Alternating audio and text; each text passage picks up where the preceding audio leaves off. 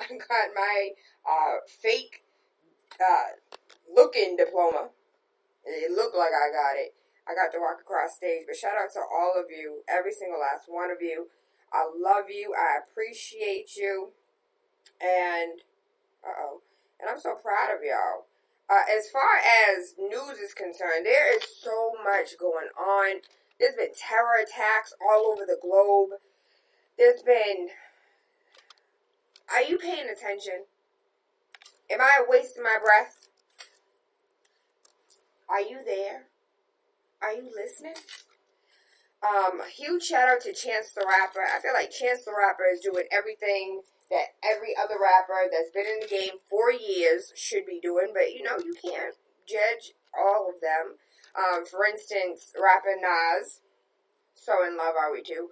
Rapper Nas stated that he's not going to sit here and make a hoo-ha about what's going on in politics, what's going on in the media, because his album, his lyrics say it all. I'm not going to sit here and talk about it. I'm going to be about it. My actions are going to say everything I need to say. And one of the things I have to say about Nas is I'm so proud of him on so many levels, because he's in the tech field, in the tech world. He's helping people grow in that respect. Like, there's a lot going on with Nas, if you don't know. Like, he's investing in startups, he's investing in tech, he's investing in small businesses, he's investing in us, in his community. Way to go, Nas, way to go. I wish everybody was in the same boat. But as far as Chance the Rapper, going back to him, the 2017 BET Awards are set to air on Sunday, June 25th. Y'all know what Sunday, June 25th is, the Boston Business Builder, and will be held at the Microsoft Theater in LA, where Chance the Rapper will be awarded the BET Humanitarian Award. Past recipients of the award include Quincy Jones, Al Sharpton, and Muhammad Ali. Chance is being recognized for positively impacting both local and national communities with his support of impactful educational, social, and political initiatives. In March, Chance the Rapper donated $1 million to the Chicago public schools and raised over an additional $2 million even after his own donation of $1 million. It's an immense honor, and I am inspired to do so much more after receiving this, Chance the Rapper said in a tweet. Elsewhere in the awards ceremony, New Edition, who recently got the BET miniseries, The New Edition Story, will be recognized with the Lifetime Achievement Award. Bruno Mars, Future, Migos, and more are set to give musical performances.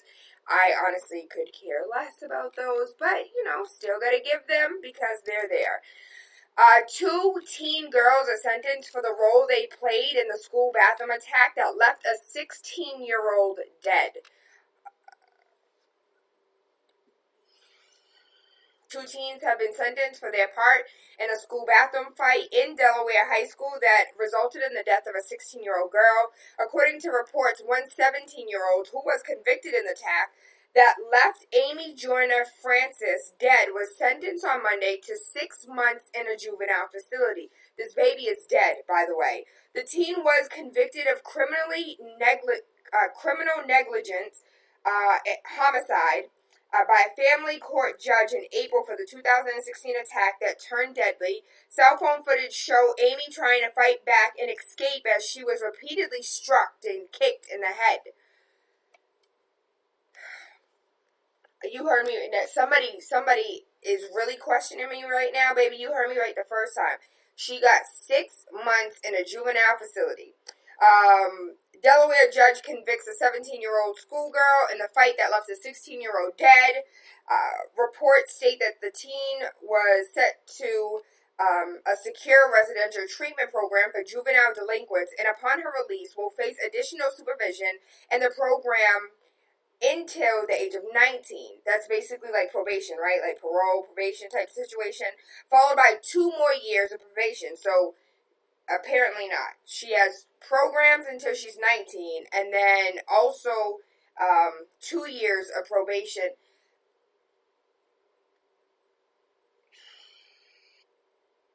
Can you imagine for 5 seconds? Because I can only use Anari and Asaria as examples and godchildren as examples, but having your baby flesh and blood come out of you, and for somebody to take that away from you and to be set, like, I get it. What would I do if Anari beat the crap out of some kid and he was left dead?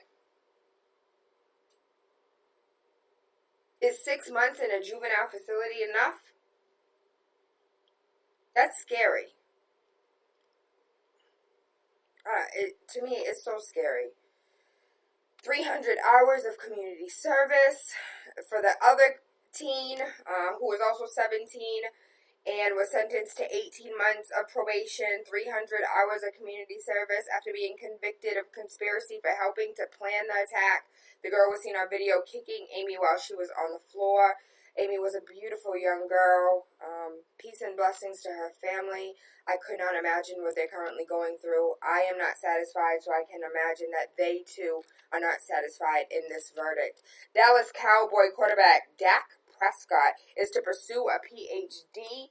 I think this is amazing. I can't think of his name right now, but there was another football player that is currently attending Harvard. I think it's a beautiful thing when these men are leaving, this athletic world, and then they're supposed to be these jocks that don't care about anything else but football. But for them to go ahead and pursue a PhD, the one that's currently at Harvard is pursuing the CTE, the concussion ailment. I don't know if it's an illness. I believe it is. But I think it's beautiful. Dallas Cowboy quarterback Dak Prescott is a player that is poised, and after being thrown into the fray, when often injured, he took the job on America's quarterback in 2016, his rookie year.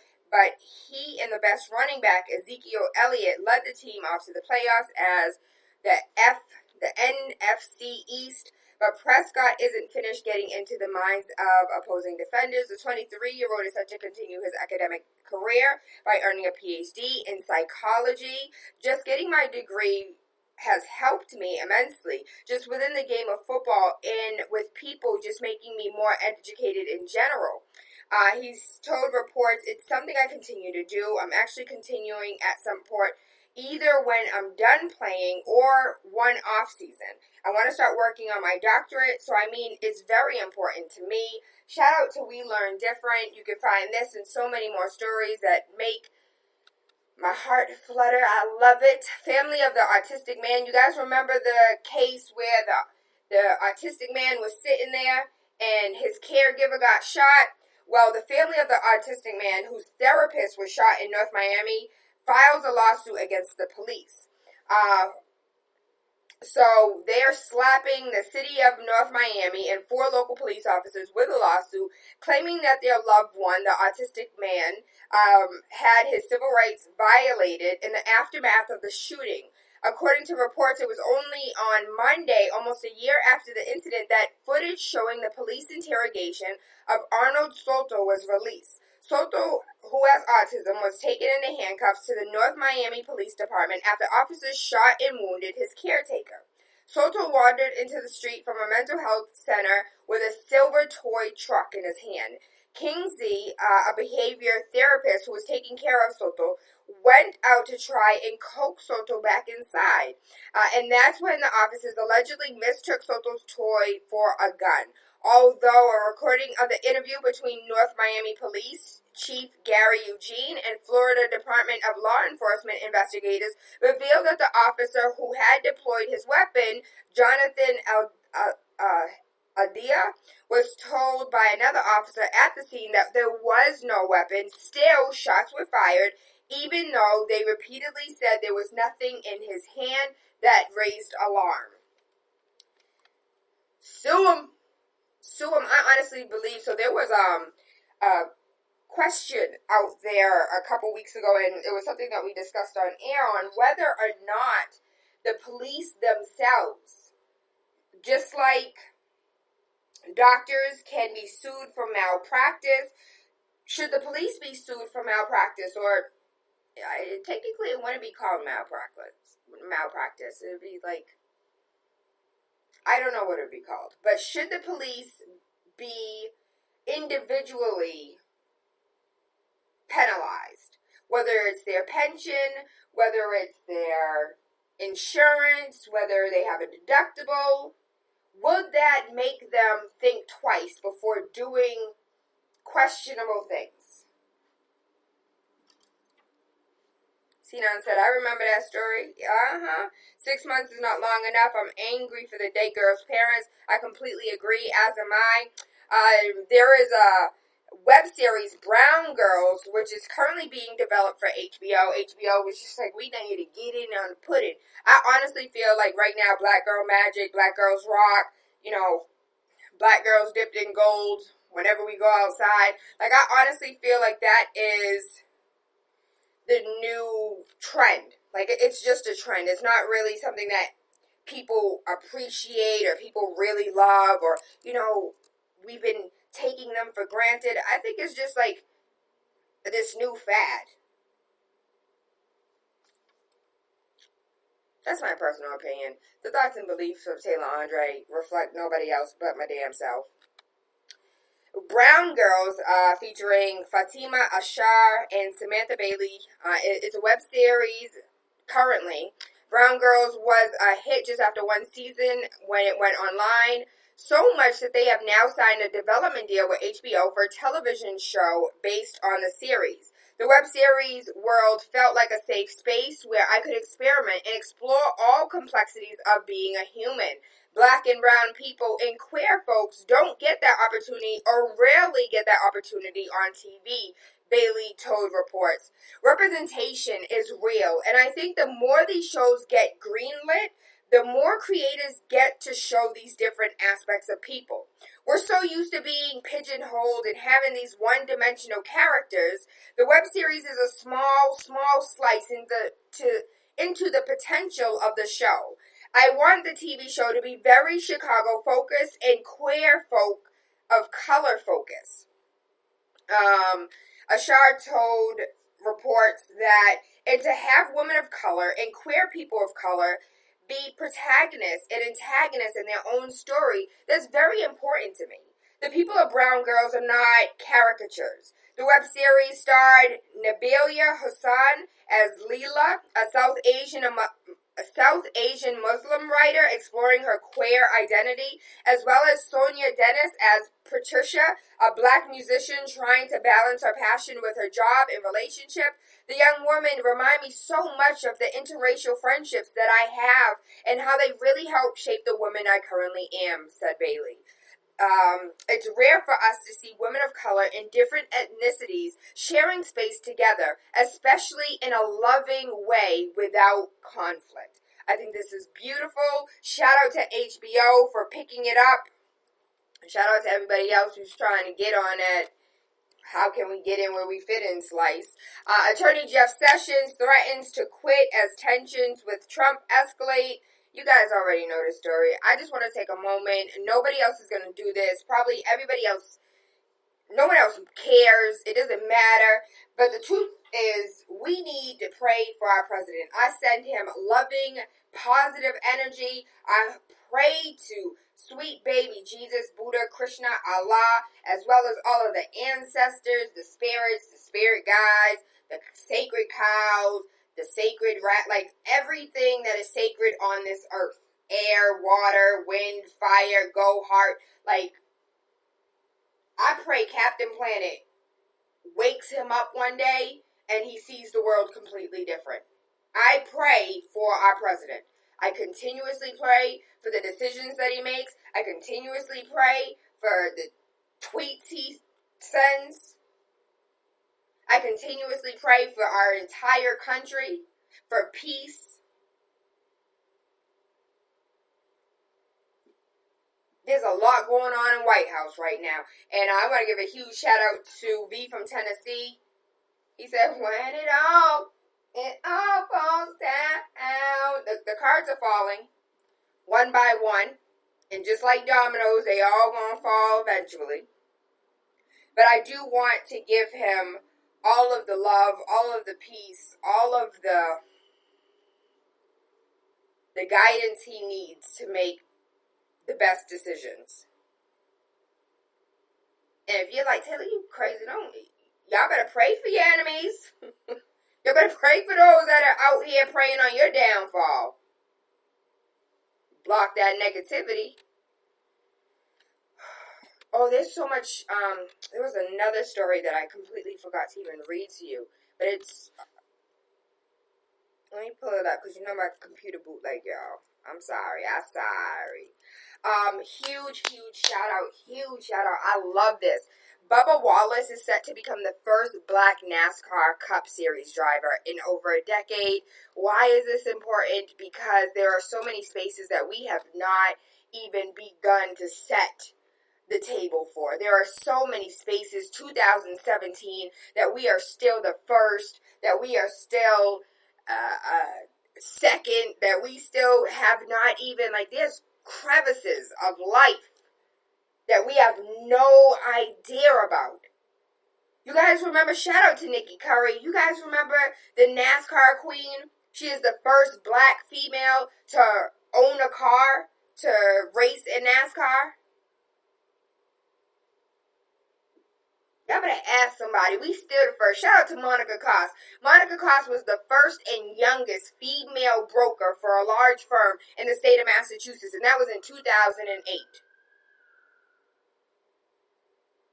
We are still creating first in 2017. I want to give a huge shout out to Bubba Wallace. Bubba. There's a story. It's an editorial. I'm going to go ahead and post it online so you can read it at your leisure. 75% of California's black boys are not meeting state standards. I recently had a conversation with a teacher who said that you don't understand how difficult it is to teach to a test. You're not teaching common sense. You're not teaching theories and logic and thought-provoking and how to... and how to sift out information to get to the truth. You're not teaching these children that. So this is stuff that they're not learning.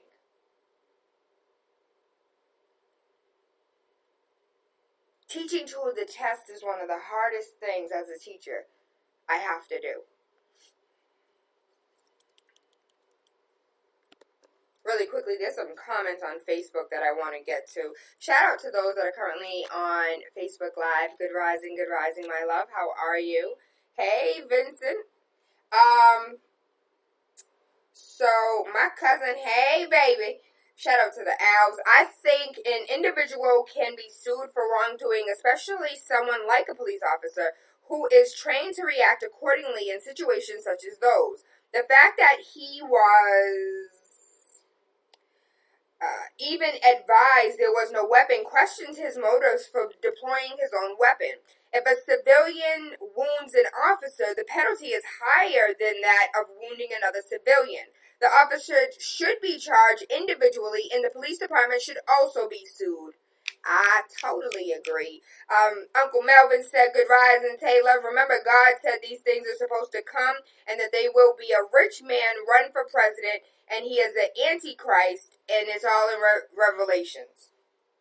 You ain't got to agree, but you definitely can call 617-282-0062. I am TaylaAndre. You're listening to Waking Up with TaylaAndre, Monday through Friday, 5 a.m. to 7. Artificial intelligence, they're saying, can now predict when a patient will die. That's scary, but it also reminds me of iRobot. Remember when iRobot left the woman in the car, and Will Smith was so distraught that she died, and he was like, I could have saved her, and he was just like, listen, technically her vital signs weren't strong enough. I saved you, not her. That's life. Get over it. I don't think I'm ready for that type of situation. I'm not ready for that setup. It's the future of medicine, maybe. Artificial intelligence can predict when a patient will die with incredible accuracy by studying their organs and detecting patterns in ways that doctors are unable to. Scientists from the University of Adelaide used artificial intelligence to analyze medical imaging. Chest CT scan from 48 patients studied by the system to detect anomalies. Computer analysis was able to predict which patients would die within 5 years. It could predict deaths within 69% accuracy. The findings could lead to earlier detection and treatment for serious illnesses. Now that I do support every time. Last but not least, as far as stories are concerned, because we need to get into Power Hour, and we have a great conversation today. Boys do cry. 1/3 of boys admit they shed tears over the pressure of sitting in exams and getting good grades. 29% of boys said that they have cried over strain of exams. And I can honestly say, I know Anari is going to beat me for this, but Anari gets so stressed out by tests that I have opted him out of every test that is not instrumental in his learning. If it's something that you are teaching my son in order for him to pass the test, so you can go ahead and prove to the state that you are doing a great job and you deserve more money, not my child. Take my child out there because you're not finna stress him out. So y'all can get some dollars. It doesn't work like that. That's not what I believe education is or should be or should ever be. 34% say they have felt sick before an exam. The poll of 900... apologies, dyslexia is real. The poll of 492 boys found that overall 58% of teens say that failing exams is their biggest worry. Third of parents say they most worry about their child suffering from exam stress. But I don't care, those third of parents that say that they're worried about their child suffering from exam stress, then opt them babies out. And you are the parent. Take control of your child's education. Period. There's nothing else left to say. Take control of your child's education. Sit before the school, sit before the board, sit before the superintendent. Something needs to be done. Shout out to Seed Plan, the collaborative parent leader parent action network. Because we are a group of parents, and I am part of C-Plan. We are a group of parents that do nothing more but advocate on behalf of parents for our children. We have teachers that have unions. We have bus drivers that have unions. Where is the parent union? Where are the parents where is the entity where parents can go and vent their frustrations? Where is the entity that fights on behalf of parents as a whole? Not an attorney representing one child. When we come together, if I poke you, that can be really, really annoying. But if I put my fist together and punch you in your face, that's a completely different story, baby.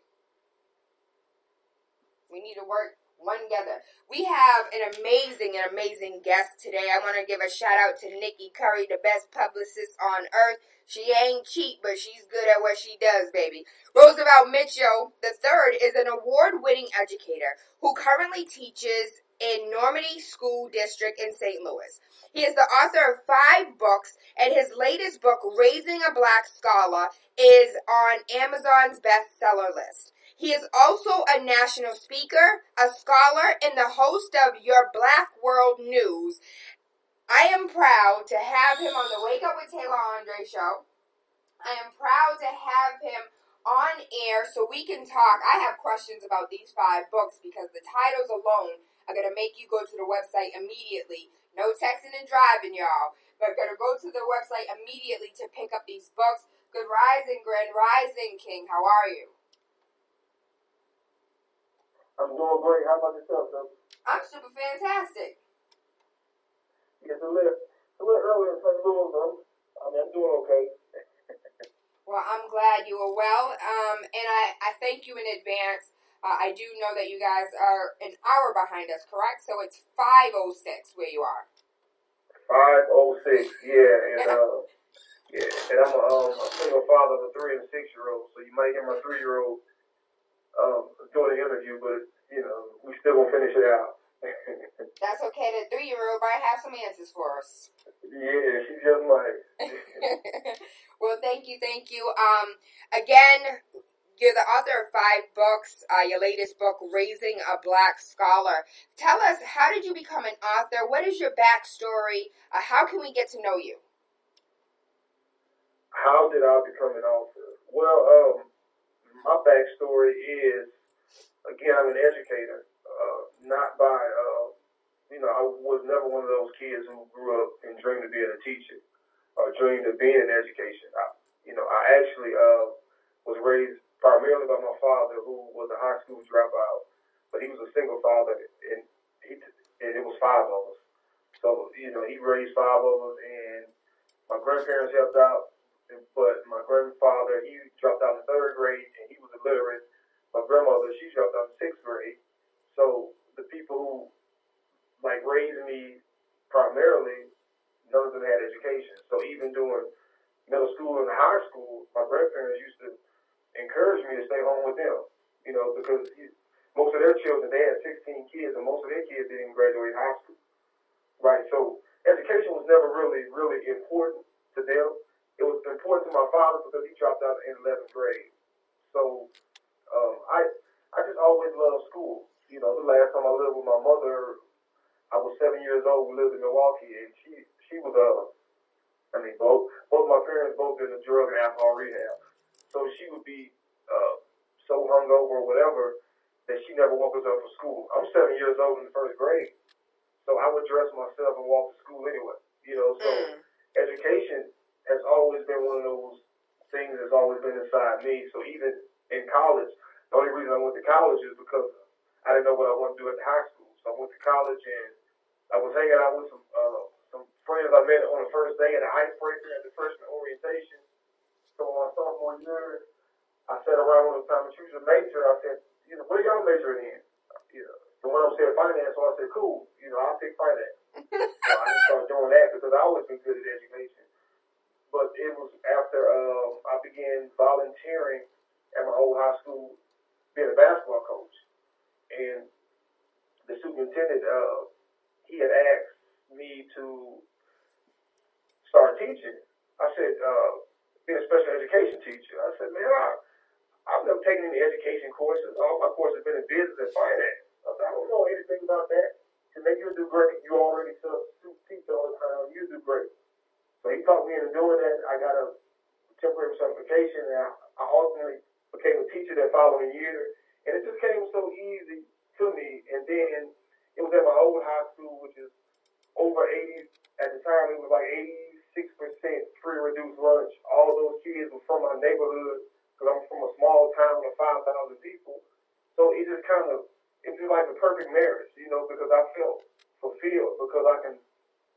I knew these kids when they was growing up, and then I could be their mentor, and I also could educate them on things that was not being taught inside the school. Mm-hmm. So, fast forward, that being said, that's kind of the backdrop or the seed that was planted for Raising a Black Scholar. Now, that was probably my first year teaching was probably 2006. It's 2017. So, was that 11 years ago? So, from that, I moved around. I coached. I got out of education, out of the classroom, and I coached college basketball out in South Dakota.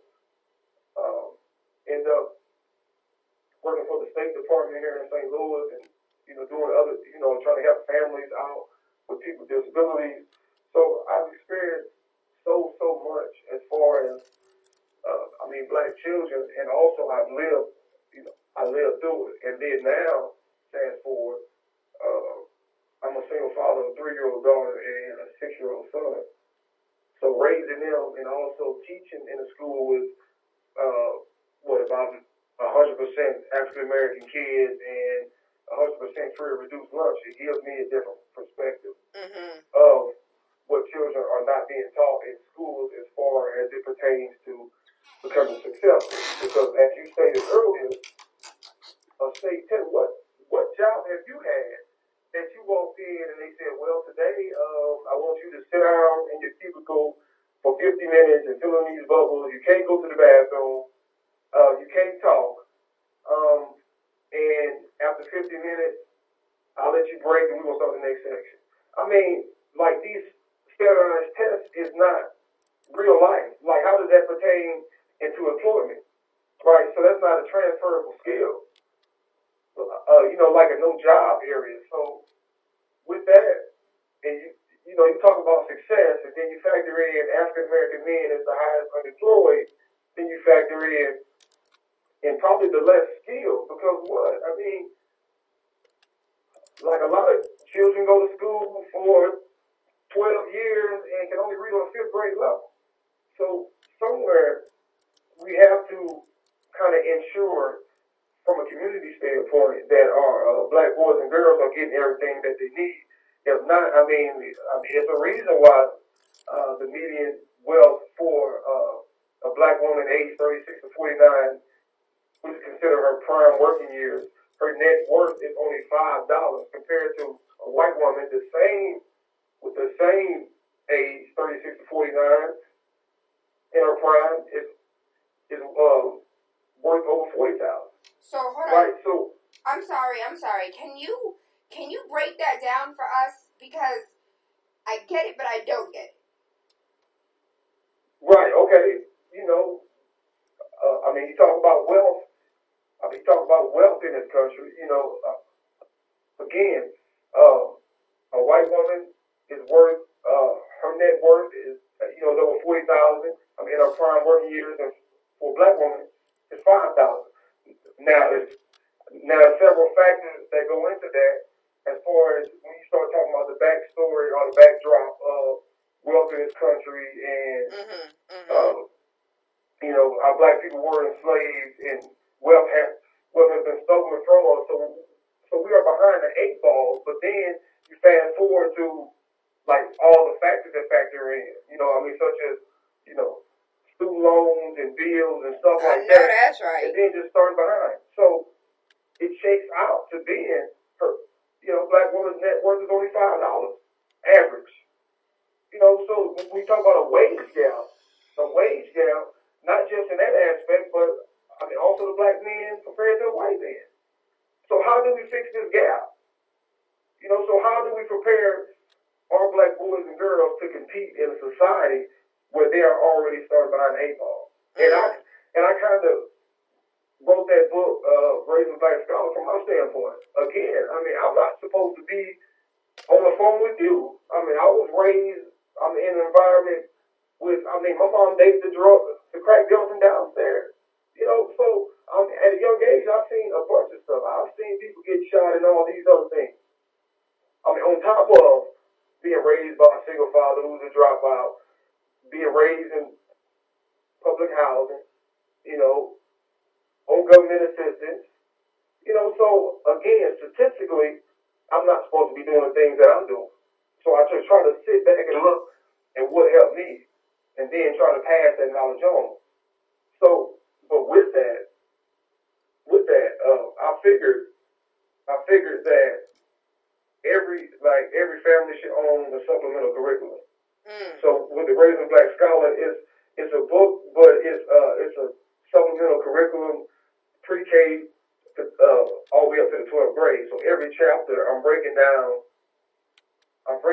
what first and foremost, what your child should know in school, because I receive a lot of phone calls and a lot of emails from parents all across the country stating, well, I want to help my child, but I don't know exactly what to do.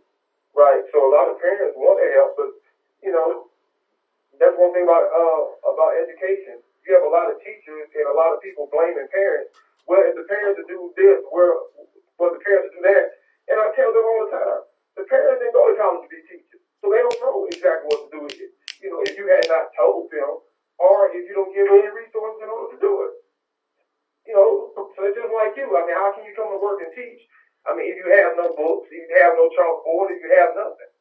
If you don't have the equipment. So I wanted to put something in the black community in order to create more scholars in terms of, and I'm speaking of scholar in terms of not just being a good student.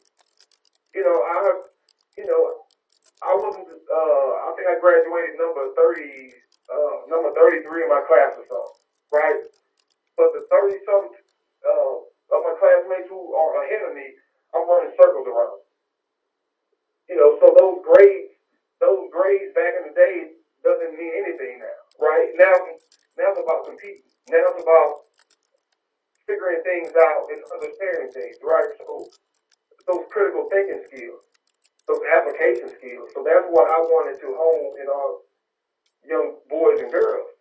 So I include things like that I wish I had known. I mean, Tayla, can you imagine? Graduating high school, or maybe you did this, I don't know. Graduating high school with an 800 credit score, and also the understanding of knowing how to leverage your credit in order to get real estate or get a business loan. So that way, once you graduate high school, you have options. You're not stuck in the same dilemma that me and a lot of other people, just thought that the only way out after high school was to go to college, right? Now, like as I rewind and reflect back, if I had to do it all over again, I wish I would have had options or somebody to tell me, well, look, you can go and get a college, spend the next 4 or 5 years in college and maybe spend $60,000, $70,000, $80,000, or you can, spend that same $60,000, $70,000, $80,000, and you can start a business. Yes, sir. Yes, sir. I wish I came out of high school with that knowledge. I wish I came out of high school knowing how to balance a checkbook. Well, I did come out of high school knowing how to balance a checkbook. I actually came out of the 5th grade knowing how, because my parents set up a bank account for me. But outside of that, I wasn't taught in school how to balance a checkbook, what credit looks like. We just now on this show are going through the motions of how to restore your credit, who you need to talk to about your credit, how to purchase real estate. Like, these are things as adults, 45-year-olds, 62-year-olds, that are just now learning this information, because I don't want my people to perish for lack of knowledge. But other than that, this information is not readily available, nor is it taught where it's supposed to be taught, in school. Exactly. And that's why I believe other races have a head start, because those things that's not taught in school, their parents already had that knowledge, so they're getting taught at home. But my parents, who both been out, in and out of drug and alcohol rehab, they didn't have that knowledge. My grandparents didn't have that knowledge. All I was taught was just to survive. I was never taught to save or invest or nothing like that. Just to survive. So, at a young age, I was taught those things, and as an adult, I'm just figuring out all those things. But instead of being ashamed about it, I'm open and candid about it, and I'm teaching my kids about it. And that's why, I'm from, I truly believe that it still takes a village. So for me, it's just not about me and my kids. Well, now that I know this, I'm passing down to my 2 children. I think it takes a village, so I'm trying to help all children, right? So inside the Raising Black Scholar book, I include, how to start a business at a young age, credit, the stock market. I introduced them to historical facts about themselves, about African American historical figures, about how Black people, we weren't just slaves. In school, they just teach you, just like Black people just started off as slaves. So how can a child of color create a positive sense of self and positive self-esteem when they don't even see themselves inside of the curriculum being taught? Or they just think of themselves like, man, I was always a help. Like we were never royal. And then I also address the fact that that the study published, I believe it was in the JAMA Pediatrics, it found that the suicide rate among Black boys has doubled since 1993. So that has actually been a topic of conversation within my circle, of how little Black girls and boys are seeing the rates rise, where we were never the ones to commit suicide. Now all of a sudden we're neck and neck with our counterparts. Do you know or have an idea of why that is? Well, I think, this is just what I think. I think that it's imperative that all black boys and girls have a positive self-esteem and positive self-worth. I believe as a culture, being enslaved and living through Jim Crow, I think our parents, and grandparents, right? Many of them probably have untreated mental health issues, right? So I think a lot of times, and I'm speaking from a personal standpoint because my mother has it too. So, you can be around somebody like that at a young age and pick up these depressing tendencies. I don't know if you've been around anybody who's been depressed before, but it's just a certain spirit, So I really believe at that age, you kind of, in some instances, like you factor that in, but also you factor in being in a school. Can you imagine being in a school? And James Baldwin said this about, being viewed as a problem. We know that black boys and girls are suspended at a higher rate, right? Mm-hmm. In the state I teach in Missouri, a study by UCLA, they do a study every year about the states. They rank the states according to their suspension disparities, right? So Missouri ranks number 1 in the country with the way it suspends its black and white children. It suspends its white children at 3%, its black children over 13%, right? And as a nation, black children are suspended in preschool over 50%. So we are suspending 3-year-olds. So you're talking about our kids being in the system to where they're being suspended, and they're not around any. I think 2% of educators are black educators, holistically. So it's like they're not around anyone who understands them. Can I ask you a quick question for that statistic of 2% of educators being educators of color? Does that include or does it not include gym teachers? Because I swear every white school got a black gym teacher though.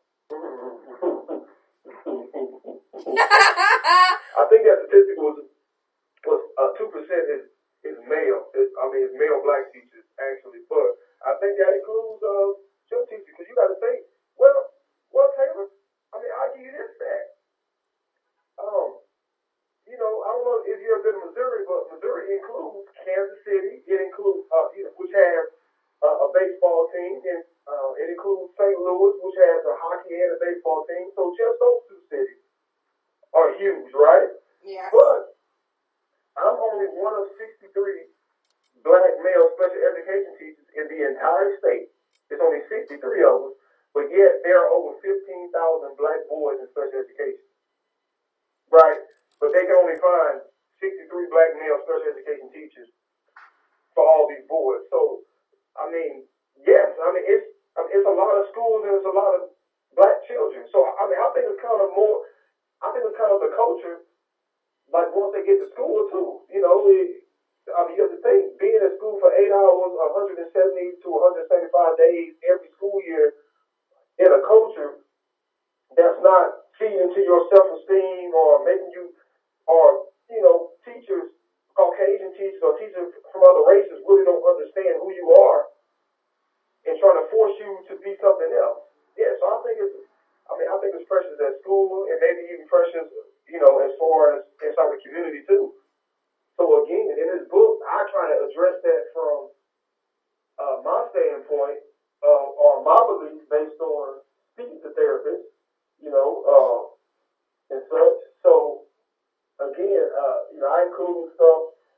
I think one of the very first chapters to parents about how to give your child positive self-esteem, how to give them a self-worth, right? Because I really believe in building that up at a young age. And once a child builds up their confidence, then I think the percentages go down of them trying to commit suicide. And I give you this quick story.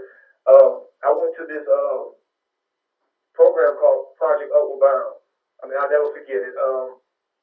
And it was at this college, Truman State in Missouri, which is mainly Caucasian, right?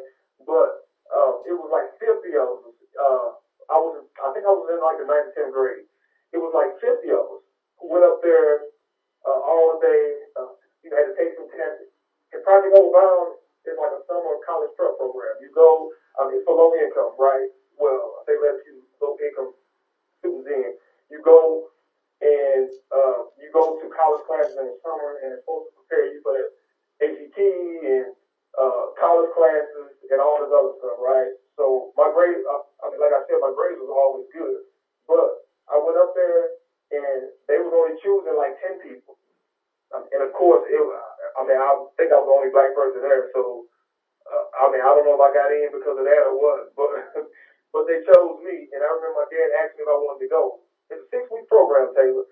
And I told him, I said, man, Dad, I don't feel comfortable going, because it was like a different environment, Taylor. It was like, I wasn't used to being around all those Caucasian people at once, and then they said no television, no television allowed in your room. You go to class from like 8 to 5 in the summertime, and it was just all math and science, but it was a different culture. I'm from the project. Sometimes I want to go there. Like I want to watch TV and I want to be around this and X, Y, and Z. But now looking back on it, Taylor, just thinking if I had been around that environment, I would probably been so depressed. But on the other end of that, studying math and science all day long, I may be an engineer right now. You know what I'm saying? So I think culture and environment have a lot to do with it. So, really quickly, for those who don't know, we are currently on the line with, can I call you doctor? Are you a doctor? Can I give you a PhD? Yeah, I'll take it. We are currently on the line with Roosevelt Mitchell III. He's an award-winning educator who currently teaches in Normandy School District in St. Louis. He's the author of 5 books, and I want to talk about Disability Scholar and Disability Scholar, the Autopsy. So I'm looking at these books, and Disability Scholar, the Autopsy looks like, I have no idea what it is. I don't have the book. I haven't cracked it open. I would love to. But can you please tell us a little bit more about these 2 books, Disability Scholar and Disability Scholar, the Autopsy? Well, sure. Well, I'm actually revising the Autopsy, so it's currently unavailable probably for another month or so. But those books, the Disability Scholar, that's my very, very first book. So I was born with a disability. I have 5 fingers on my left hand and only 2 fingers on my right hand. So I grew up in the projects. I grew up with 5 brothers and sisters who were born absolutely normal, right? So again, when you grow up in the projects, kids have no filters. Kids are mean. So kids talked about me, kids bullied me, and all those things, but yet through all of that, I was ultimately great at sports, right? I was all-state in track, was captain of the football team, and got football scholarship offers for college and track offers, right? So for me, I was always treated like I was one of the best athletes. Not only in the projects, but at school. So for me, it was different. They treated me different because although I was different, they still talked about me, but I was great at sports, right? So I was accepted, like around the cool kids, right? So, but my counterparts, the other, kids with disabilities, they wasn't as athletic or anything like that, so they wasn't like in the in crowd. So I saw how they was treated. So for me, growing up, like I seen those things, so like I can't divorce my disability just like I can't divorce me being black, Right. I mean, it just is what it is. So, as I began to start writing and teaching special education, I started writing for the newspaper, and this lady told me, she said, Roosevelt, you are a scholar, and a gentleman. So she kind of gave me the term disability scholar. So I just took it and ran with it. And my first book, actually, I'm writing about mainstream media and critiquing the way they treat people with disabilities. So I mean, I think at the time I was reading The Souls of Black Folks, the 1903 classic by W.E.B. Du Bois, and I think I also was reading James Baldwin too, right? So I kind of wanted to like have that feel of what they did as far as for the African American community.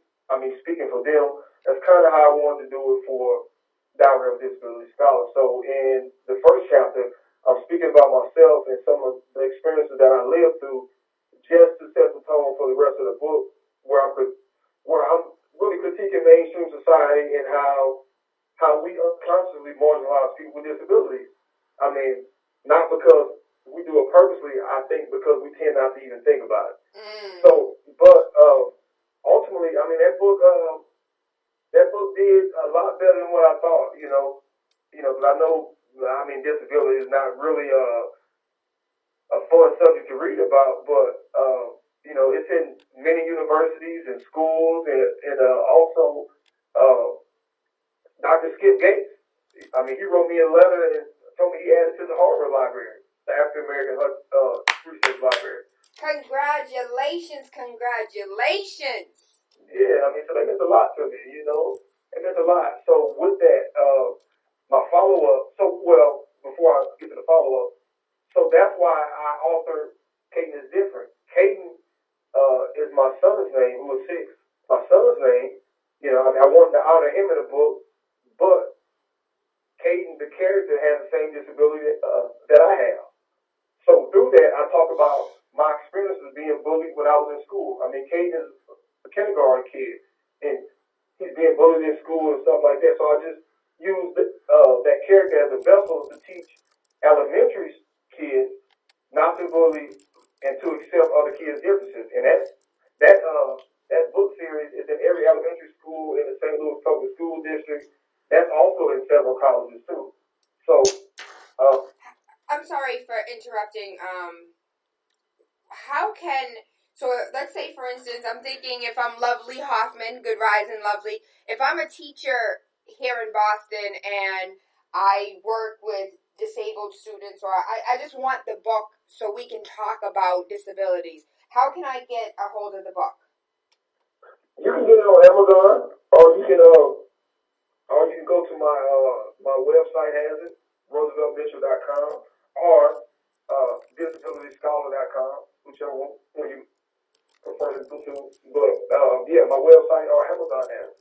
Or if you want to get it in bulk orders, which I give out a discount, you can just hit me up directly on the email at Roosevelt Mitchell, and we can certainly work that out. But many teachers do that. I mean, I just sold a classroom set to a school district of Down Disability Scholar like a few weeks ago.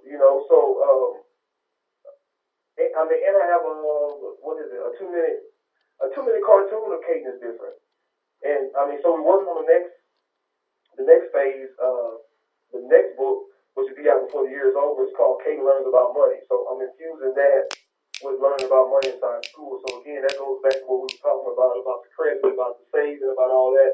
I want to teach kids at the kindergarten phase what money is, and money is power. And you just don't give your power away. Every time you get 50 cents, right? So I'm looking forward to that. But to fast forward to the autopsy, that's just like the follow up. I got such great feedback on the first one, and people, were questions to write another one. So I'm talking about my life, Taylor. So raising a Black scholar was easy as far as just putting together a curriculum and resources and stuff like that. But when I'm writing about my life, and I'm reflecting on it, it's like you never can get it right, right? So again, I'm revising it, but it should be available sometime next month. Thank you. Again, TaylaAndre, Waking Up with TaylaAndre, currently on the line with Roosevelt Mitchell. And I want to say that I want to give you a huge shout out because a friend of mine created a platform called Media Blackout USA and then ended up selling it. And I just learned that you were featured in Black Enterprise as well as Media Blackout USA, which is absolutely amazing. That's awesome. One of the questions that I have is about this last book that you created. Do you think, as a mom, I'm with your grandparents. I want the kids to stay home as much as possible because I feel like they learn more from me than they do at school. But raising a black scholar, could I use that book as a guide or as a tool if I choose to homeschool? Or if there's parents that are currently listening that want to homeschool, can I use your book as guided lessons for my scholar? Well, first I want to say this.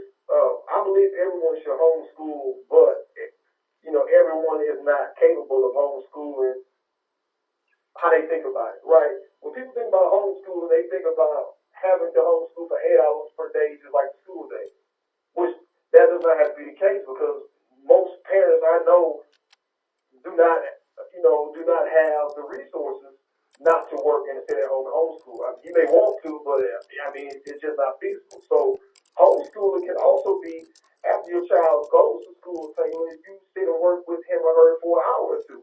That's homeschooling too, right? So again, I wrote this curriculum to answer your question specifically for that, for parents to come, to use it, to know exactly what their child should be learning that particular school year, so they can, quiz their child on that. But also, I'll add in the other stuff that I think that they should know. Again, such as important historical figures. I teach them. I list apps in here, free apps that kids can get on. Just think about it. Our kids are on their cell phones all the time anyway, so why not give them some education while they're on their phone? As opposed to taking away their phone as punishment, as some parents do and stuff like that. Let's not use that to our advantage and say, well, okay, while you're on that phone for 30 minutes, I need you to get on that app and do these questions. I need you to get on this science app and do this. So I give like instructions, like how to increase their writing and reading engagement, and everything like that. So it's perfect for that. Can you just give us a little hint, because I don't have the book in hand. Can you give us a little hint of some of these apps or an app or two? I'm getting the book. Nikki, can we get the book? Because I'm in love. I've been looking for something to help me as far as what are my children supposed to be learning? Because we go ahead and I'll give them a list of things that they have to do during their quote-unquote day off, aka mommy's homework. But I don't know if I'm giving them things to research that I myself just finished researching. So they might be learning on a college level right now. But I don't know what's the right thing or what's the appropriate thing for them to be learning at the ages that they are, which is currently 14 and 11.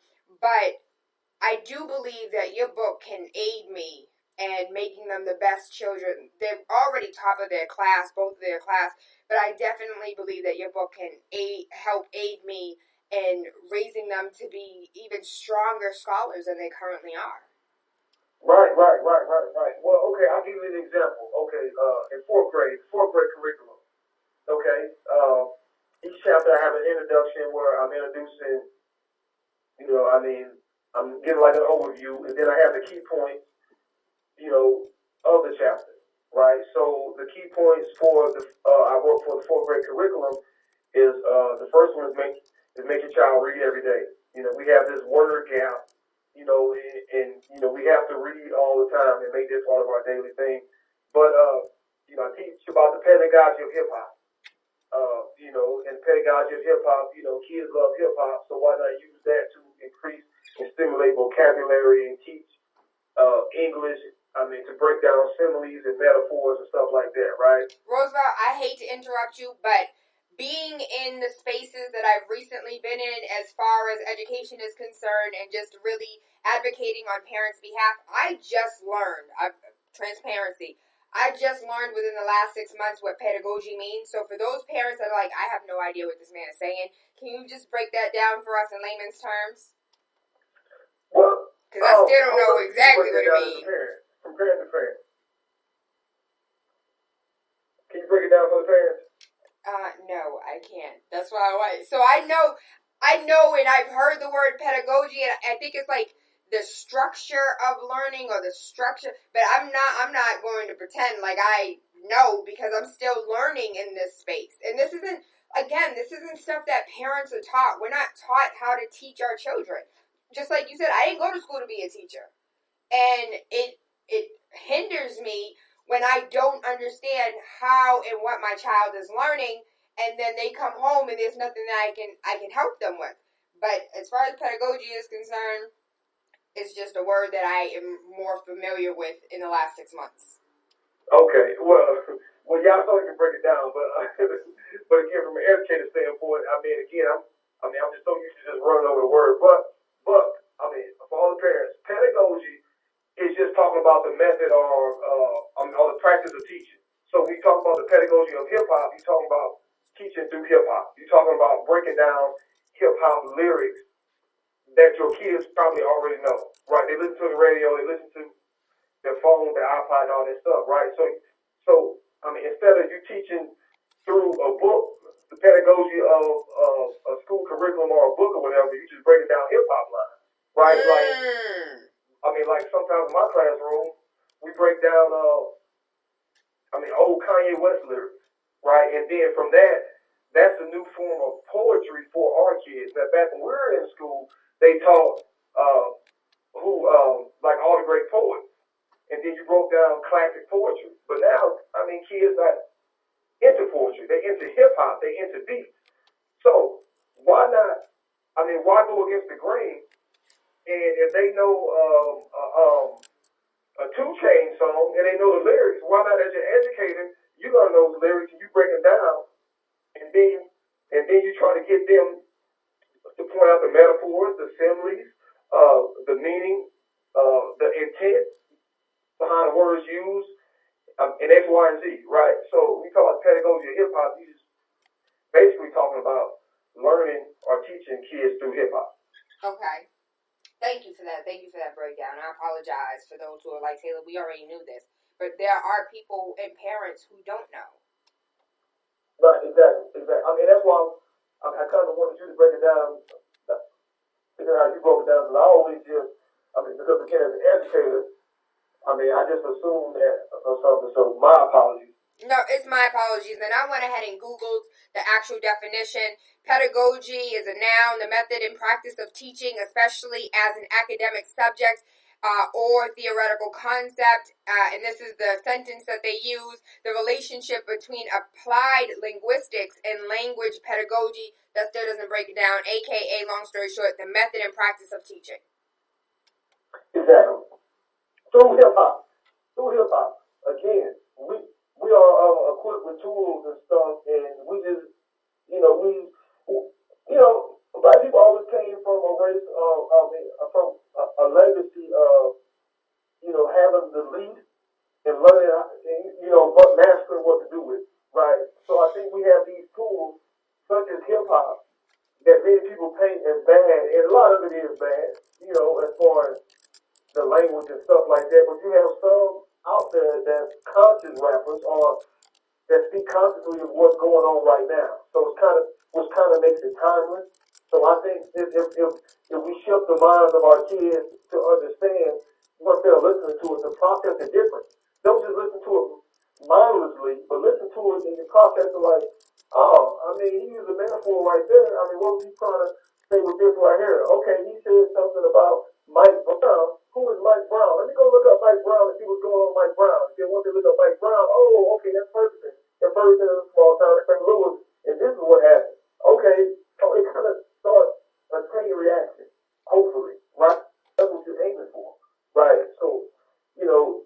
like you have conscious rappers who I kind of want to create scholars who are conscious listeners as well. You know, or as some of the scholars say, you know, to listen very, very carefully. But again, make a child read every day. The pedagogy of hip hop, or teaching through hip hop. I'm sorry. Mentors. I list links about where you can find a mentor or some organizations to reach out to about a mentor, because a mentor is important, very, very important. I mean, to me, I don't know if you are familiar with Dr. Boyce Watkins.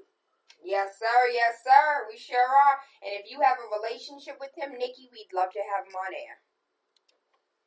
Well, he's my mentor, you know. Yes. Please break down all of the knowledge that you've learned from him. We can keep you on air until 12 o'clock tonight. We just want the knowledge. Yeah, he is a sharp brother again. I mean, he's a sharp brother. So he has taught me so much over the last year about business, right? And I mean, again, we don't know. You know, Taylor, you don't know what you don't know, right? Yes. But once you know it, then you become conscious, and all of a sudden you see things differently, right? So he really broke down a lot of things. I mean, and I hit him up all the time, like, hey, Doc, man, what you think about this? What you think about that? And he just open and candid with me. So, I love him for that, you know. But that has helped me to grow a whole lot, as far as building up my business, you know, and making it sustainable, like the structure of it, and him just being open about how he got started and like some of those pitfalls. So it helps me, you know, not fall into some of those same traps or make some of those same mistakes that he made. Absolutely. We're coming to the top of the hour. We currently have a caller on the line, 617-282-0062. Really quickly, before we get to the call, if you guys have any questions, don't forget you can always inbox, you can always Facebook, slide in the DM, give us a call, 617-282-0062. The Rise and Call, you're live. Good morning. How's everything? I love what y'all speaking about today, Taylor. It's a beautiful thing. Keep doing what you're doing. Keep passing on information, and keep doing the right thing. Yes, sir. I'm gonna go get it to 24/7. I love it, Taylor. Thank you, sweetie. I love and appreciate you. That was Mr. Steve Wilson. Shout out to him, Mr. Go Get It 24/7. One of the questions that I have, because we are coming to the top of the hour, and I hope that we can have you back. I'm going to go ahead and read your books. But how do you feel? What do you think? I'm going to ask a real bold question here. The thoughts, feelings, and beliefs of TaylaAndre represent nobody else but my damn self. Do you feel when we decided we wanted to be equal and together, and not separate but equal, do you think, what would education look like today if separate but equal remained? So what would education look like today if we didn't integrate our school system, correct? Yes, sir. Well, you know what it would look like? We're going to have a lot more black teachers. I'm going to tell you the cause and real quick, the cause and effective integration for education. Black and white kids went through the front door together, but all of the black teachers and the love for black children went out the back, all at the same time. Because once we integrated, you know, a lot of the black teachers got laid off. You know, I'm from a small town of 5,000 people, and since integration at the high school, we only had one assistant principal who was black, and that was right after integration.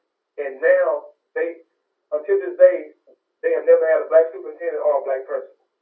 So again, but they come from all black schools where everybody was black, and then you have the community involved to where the teacher lives inside the community. So those same kids, saw their teachers, saw their principals, like it was the community, and they actually cared about the black kids' education because they would tell them what? You have to be twice as good.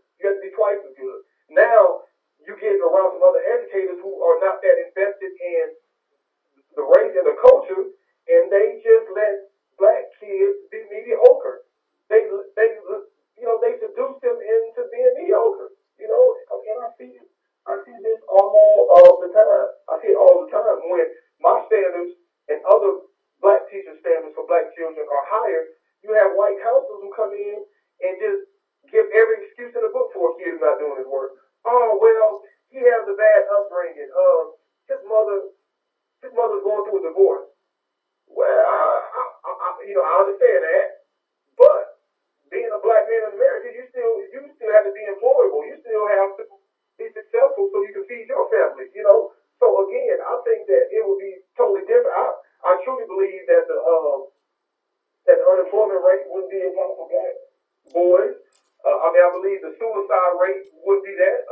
Again, you talk about black people not ever committing suicide like that, especially children. Like back in the day, you had people who was building them up. You had black educators. So I think once we took out the black educators from the fold, I think that changed the complete dynamic. So in that aspect, you are seeing what we're seeing now. As they say, history repeats itself. We are seeing a lot of communities forming their own homeschools. Like, say, Tayla, you got to work every day. I got to work every day, but we have somebody in the community who is just going to homeschool all the black children. I'm seeing a lot of that going on now. So it's actually almost like history, like it's repeating itself to where they're starting their own black homeschool. So I would like to say publicly, if you can hear my voice clap one time, hear my voice clap two times. If you are a teacher or know a teacher or know an educator that is currently homeschooling children, little black boys and girls at home, please slide in the DM, TaylaAndre. That's Facebook, Instagram, Twitter, Snapchat, Tumblr, name it. Or please, TaylaAndre.com. I need to know. I would like to share. You can give us a call and tell us, who do you know that is at home educating children? And I would love to see, honestly, if we had, when Maria opens her doors and says all the babies can come in prior to school. I would love to see little community homeschooling prior to kindergarten. Maybe even when they're in kindergarten, they have the half days. If you guys know of anyone, please let me know. Last question I would like to ask you for today, because I'm getting this book, and we are going to have this discussion all over again, but I'll have different knowledge, different facts, and we'll be able to go a little bit more in depth. But as far as a child with disabilities, shout out to Jahida. Jahida does a lot of work with, absolutely, Nikki. Mr. Roosevelt Mitchell needs to come to Boston. We're going to see if we can partner you up with C-Plan and bring you we'll figure it out when that time comes. But Jahida works here in Boston, has an organization for her son has autism. But if I am a parent and I have a child with a disability, my child has an IEP, they have me signing all of these papers, they, aren't helping my child, they're not assisting my child. I can't tell you how many calls, how many inboxes I get from parents that are like, Tayla, can you come advocate with me? I'm like, baby, I'm not an attorney. There's not much. I can definitely come and sit in the meeting and use all of my angry black woman power, black girl magic, but at the end of the day, this isn't my expertise. What can I do as a parent from an educator? What can I do as a parent to be, I'm involved with my child. They're not getting the services that they should. I don't believe I should have to get an attorney to make sure my child's educated. You can afford that, but that's what they want you to do, to get an attorney to bring in a meeting. But you can just get an advocate. And it doesn't have to be TaylaAndre. It can be, reach out to your community. When I work for the Department of Mental Health, I'm here in St. Louis. They are a great organization, and like many cities have organizations geared towards advocacy, like in that regard. So it's free advocacy. I sat in on many meetings, and we were, just like a resource and referral office. To where I had a list of local advocacies who would go and sit in IEP meetings, who will like stand up for the parents, because a lot of parents, I mean, they don't know, or I mean, a lot of parents, like they may have a disability, mental disability, and just don't know either. So with that being said, them reaching out to at least you is great, but I always suggest that they, maybe Google local, local Department of Mental Health, or local like advocates, school advocates or whatever, and then a list should pop up, because there are a lot of resources out there that we do not know about. A ton of resources. Well, I thank you. I love you. I appreciate you, Mr. Roosevelt Mitchell. If you are on social media, on Facebook, currently I've already posted the website. It's disabilityscholar.com. His books, Caden is Different. The first book, the second book, Caden is Different. Caden Goes to School. A book is currently being created, Caden Learning About Money, The Diary of a Disability Scholar. In a month, we'll be able to have access to the Diary of a Disability Scholar, The Autopsy, and Raising a Black Scholar, a curriculum, which goes step by step for every year that your child will be in school, what they should be learning, and then you can go ahead and go get you a book, James Lowen, Lies My Teacher Told, so you can combat what lies your child is being told. That's more of a high school level, but I'm appreciative. I'm so appreciative, and I can't wait to read Raising a Black Scholar. I can't wait to make sure that Anari and Asari are on the path to being the best that they can be, to make sure that they have all of the knowledge and all of the education that they should be receiving from school, but maybe they're not, so they're getting it homeschooled from me. Like Roosevelt said, like every parent should be homeschooling. Every parent should be educating their child outside of the four walls of the institution that they attend. And when you don't know what you don't know, that's when we seek resources. And I honestly believe this Raising a Black Scholar, the curriculum coming from an educator, is exactly what we need. I would love, if I can speak life to you, Roosevelt, I would love to see you create a actual Black homeschooling curriculum. Like from kindergarten to maybe we'll start off with 5th grade, or maybe 5th grade to 8th grade, but an actual curriculum for parents that do want to keep their children at home, that can be added to the curriculum that the state mandates you to teach your kids XYZ. I'd love to see that from you, coming from a Black man who understands what our Black boys go through, who has gone through the system, who works for the system, who understands the system, and help us break down and decode, how to navigate through the system itself. Exactly. Yeah, that's a great idea. I just want 10%, and we can split it with Nikki Curry. Does that work? Okay. Shout out to Nikki Curry, too. She is very persistent, very professional. Very, very professional. Shout out to Nikki. Shout out to Nikki. I want to thank you, Mr. Roosevelt Mitchell. Please tell us how we can follow you, social media, how we can contact you, how we can get your books in bulk for our classrooms. Well, this request is the Raising a Black Scholar. You can get it on Amazon. I encourage everybody to go to Amazon, because I want Raising a Black Scholar.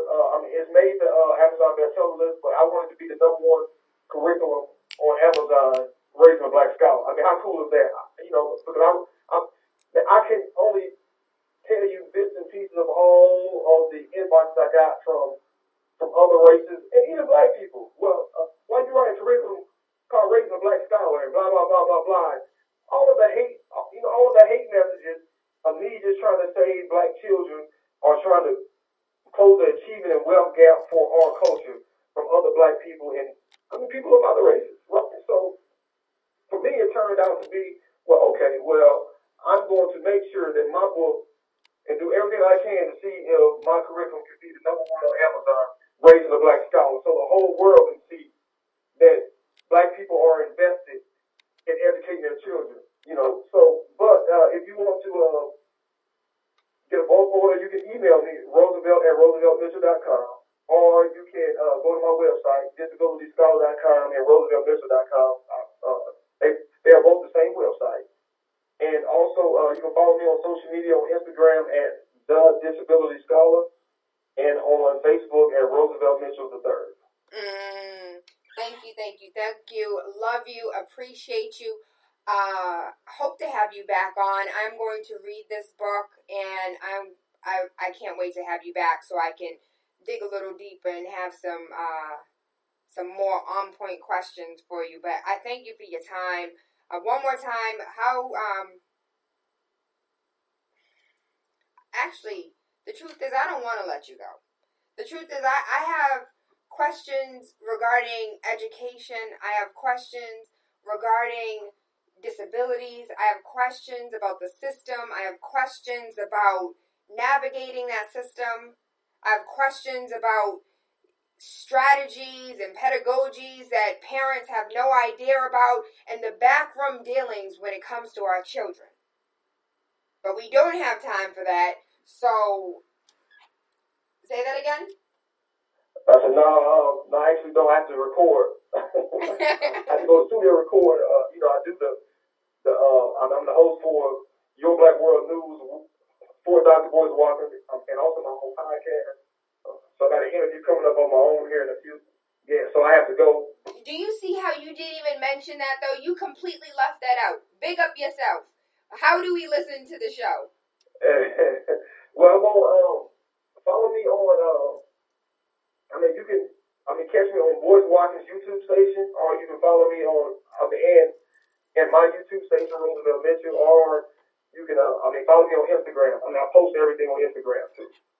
Absolutely. We'll make sure that we do that. Again, love and appreciate you. Hope you have an amazing day today. Big City 101.3 FM. Waking Up with TaylaAndre, Monday through Friday, 5 a.m. to 7. I just got my hands on one of the hottest tracks in America. I love it. And the thing about it is it's coming straight from Boston. I'm going to go ahead and play that as our outro. I want to give a huge shout out to Nikki Curry. She ain't cheap, but she's great at what she does. I love and appreciate you, Nikki, all of your hard work, all of the great guests. We love you here at Big City. We love you here on the Wake Up with TaylaAndre show. And I can't wait to have Nikki in Boston. Can we make that happen?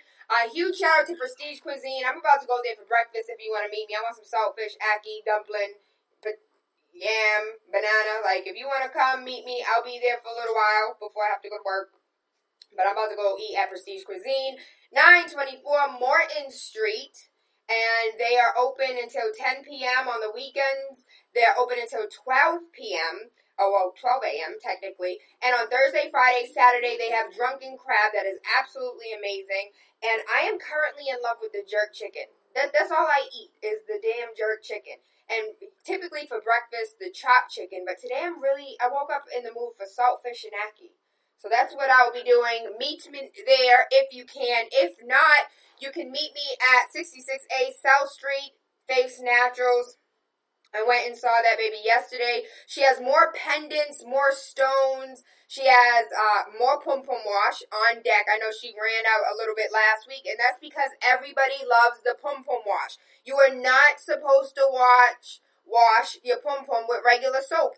You're not supposed to. Just like you have different creams and soaps for your face, you have different creams and soaps for your body, different creams and soaps for your feet. Like, you have to pay attention to your lady parts. And the Pum Pum Wash is absolutely amazing. If you're on the go, if you're at the gym, if you're going to work, the Pum Pum Spray.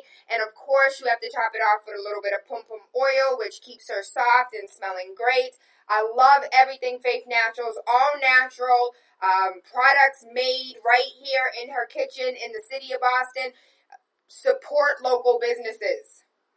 Shout out to Donna. Donna said, do you know how hard it is to support black businesses when they don't support you? They can't give you right customer service. Tayla, you don't know how bad I wanted to call. I try to frequent black-owned businesses. We got to do better, baby. We got to do better. When you right, you right. I'm not going to argue with you when you right, but when you wrong, I'm going to point it out. So if you are a black-owned business, be mindful of your customer service. If you are a Black-owned business, be mindful of how you speak to people and how you would like to be treated if you were at somebody else's business. If there's a issue with the product or something wrong with the service, don't just get mad and be like, well, you know, you could go somewhere. Do what you can to help that person. People are spending their money with you. And one of the things that Roosevelt Mitchell said that I loved, I was over here snapping the whole time. He said, who you give your money to is who you give your power to. Who are you giving your power to? Who are you relinquishing your power to? Do they love you? Do they support you? Do they appreciate you? Are they taking that dollar and using it for the betterment of the community? One of the callers said, well, I don't know if they're using my dollar to go buy Gucci, Prada, and everything else I'm against. Then ask. Align yourself with people that are like-minded and that have the same energy as you, that are on that same wavelength. You know, that's a soapbox I could sit on all day. But I thank every single last one of you. I appreciate you. Shout out to Justin Springer. Shout out to Jay Prism. This is, for our outro today, we are going to play a local artist. I love the music. Hopefully you will too. Hit me up, TaylaAndre, throw.com behind it for everything TaylaAndre. And let me know whether or not you like this song. Don't forget, June 25th, we are having the Boston Business Builder, Noah Jones. Anna Maven, I know her name is Anna Foster, but I like calling her Anna Maven. LV Randolph, Lord have mercy. Professor Devin, Tracy Syfax. Who else am I missing? Monica Cos, Ava Mann. We have a lineup that is going to be amazing. I spoke to a baby yesterday, and she was like, Tayla, and everybody's my baby. I spoke to a baby yesterday, and she said, Tayla, like, I don't understand why we have all of these amazing, you know, business people in Boston, but they don't want to teach you the tricks of the trade. They don't want to teach you how to build a business. They don't want to teach you how to sustain your business. They want to keep all the knowledge for themselves. My people perish for lack of knowledge, and as much knowledge as I can give you, I promise you I will, until it's the death of me. I need you to come out. I need you to learn how to just not be an entrepreneur, but be an entrepreneur that is making millions of dollars. You can. You do not have to be an entrepreneur trying to make ends meet. There is so much money out here. We just have to learn how to get it. We don't lack money, baby. We lack the financial knowledge of what to do with it, how to get it.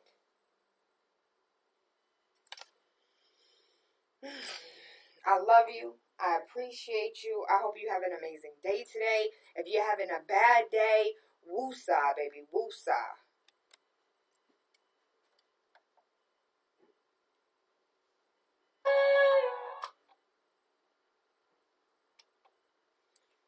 So technically, you guys know YouTube, Facebook will not post the video, or they will post the video, and I get absolutely no credit for it if you guys hear the song. But the song is Heroin by Jay Prism, and it's like, I can't even explain it. It's a dope-ass song, though.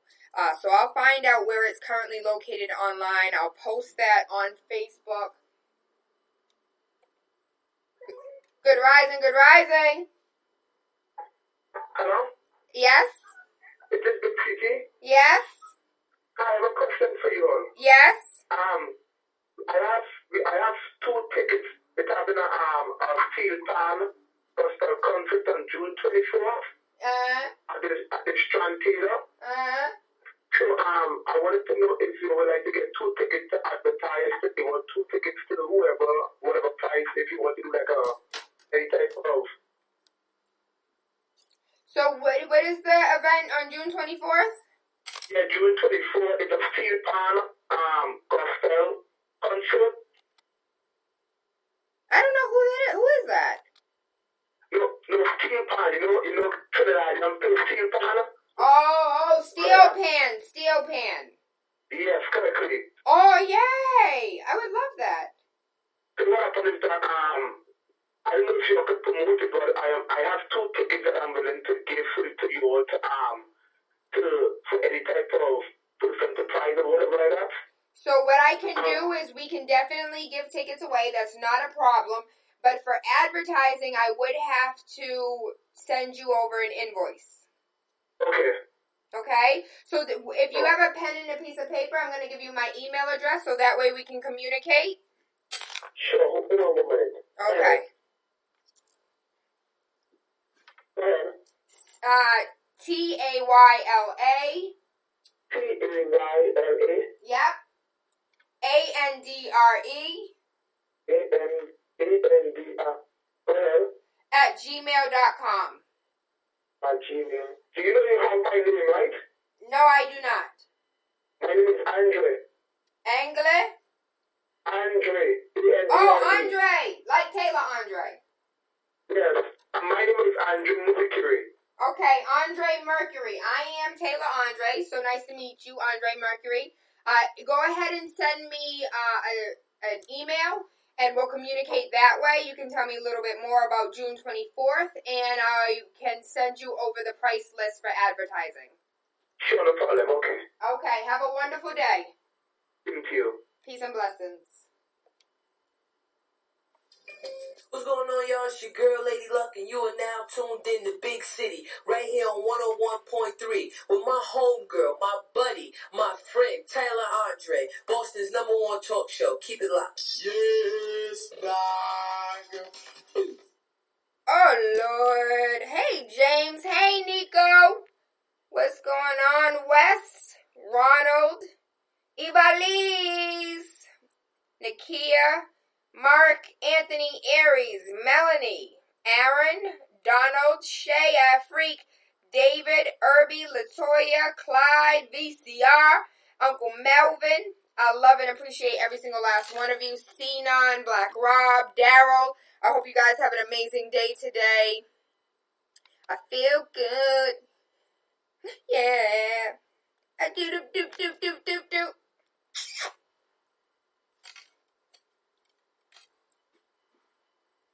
I'm in love with your body.